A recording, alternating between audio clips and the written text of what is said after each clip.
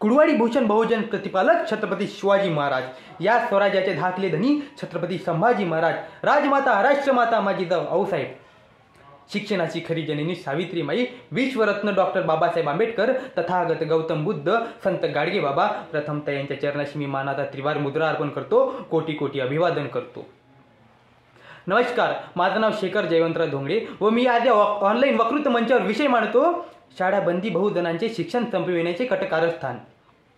सर्वप्रथम परीक्षक महोदय, शिक्षण हक्क अधिनियम भारतीय संविधानाचे कलम 21 अ अंतर्गत वयोगट 6 ते 14 वर्षीय बालकांना मोफत व सक्तीचे शिक्षण देण्यास अधिकार आहे. परंतु अशा वेळी सरकारने शाळा बंद करण्याचा निर्णय घेतला. सरकारी शाळा बंद पडत आहे. मग मला कधी कधी प्रश्न निर्माण होतो परीक्षक महोदय की श्रीमंत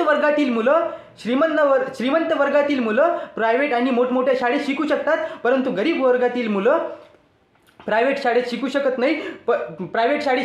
नाही, मग ते शिक्षणापासून वंचित राहील का, असं मला तरी वाटते परीक्षक महोदय. आणि हा सगळ्यात मोठा माझा प्रश्न निर्माण झालेला आहे परीक्षक महोदय. त्यांनी कुठे लिहायचे, कुठे वाचायचे, कुठे शिकायचे. मग अशा वेळी मला म्हणावंसं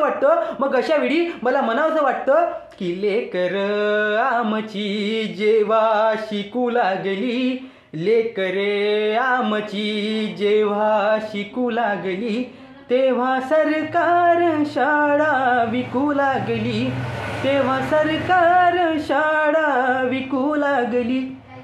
मला तरी असं वाटतं परीक्षक महोदय की आजचे तरुण प्रायव्हेट शाळेत न शिकता शिक्षणापासून जर वंचित राहिले तर मला तरी असं वाटतं की आजचे तरुण गोट्या मातीचे कामं करेल. मुलीबाबत सांगायला गेलो परीक्षक महोदय, मुलीबाबत सांगायला गेलो तर मुलीबद्दल चूल व मूल ही पद्धत पुन्हा उघडकीस येऊ शकते असं मला वाटतं परीक्षक महोदय. कारण राजकीय नेत्यांनी सरकारी शाळा बंद केल्या. सरकारी शाळा बंद करून त्यांचे आमदार, खासदार, मंत्री, उपमुख्यमंत्री यांची मुलं मोठमोठ्या शहरात शिकतात, मोठमोठ्या देशात शिकतात, मोठमोठ्या प्रायव्हेट शाळेत शिकतात. परंतु आज सर्वसाधारण व्यक्तीच तेवढ्या मोठ्या शाळेत शिकू शकत नाही, प्रायव्हेट शाळेत शिकू शकत नाही. मग ते शिक्षणापासून वंचित राहील का, असं मला वाटते परीक्षक महोदय. कारण त्यांना माहीत आहे आता जर समाज सुशिक्षित झाला तर आपली खुर्ची नक्कीच धोक्यात आहे असं त्यांना वाटते. म्हणून आजच्या तरुणीला, आजच्या मुलांना ते शिक्षणापासून वंचित ठेवण्याचा प्रयत्न करत आहे. मला तरी असं वाटते परीक्षक महोदय की प्राथमिक शाळा बंद न होता त्यामध्ये काही उपाययोजना कराव्या, त्यामध्ये काही सुधारणा कराव्या, नवीन तंत्रज्ञानाशी जोडले गेलेल्या असं मला वाटते परीक्षक महोदय. कारण घडल्या कितीक पिढ्या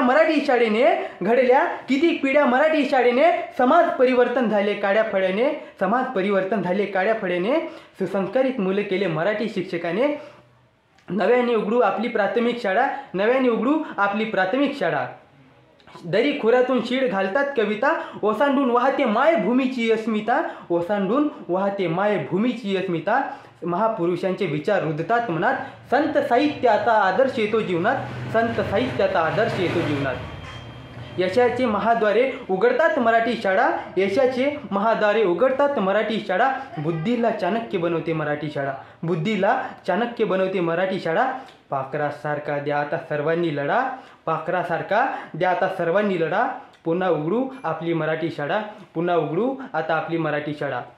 ही कविताच ऐकतात माझ्या मनामध्ये प्रश्न निर्माण होतो परीक्षक मध्ये. अशा वेळी मग मला संत तुकाराम महाराजांची आठवण येते की पुत्र व्हावा ऐसा बंदा ज्याचा तिन्ही लोकी झेंडा, पुत्र व्हावा ऐसा गुंडा ज्याचा तिन्ही लोकी झेंडा, असं संत तुकाराम महाराज म्हणत होते. मग अशा वेळी मला डॉक्टर बाबासाहेब आंबेडकर यांचे विचार ऐकू येते. यांचा नारा डोक्यामध्ये येते की शिका, संघटित व्हा आणि संघर्ष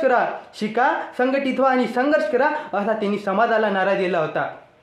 शिक्षण हे वाघिणीचे दूध आहे असे डॉक्टर बाबासाहेब आंबेडकर यांनी बजावून सांगितले होतं. परंतु परमपूज्य डॉक्टर बाबासाहेब आंबेडकर कदाचित त्यांचे विचार आजच्या सरकारला माहीत नाही. कारण त्यांना माहीत नाही परीक्षक महोदय की एक शाळा जर नष्ट झाली, एक शाळा जर बंद झाली तर त्या शाळेमागे किती विद्यार्थ्याचे कल असतो, किती विद्यार्थ्याचे भवितव्य असतो, किती विद्यार्थ्याचं भविष्य असतो, हे आजच्या सरकारला माहीत नाही परीक्षक महोदय.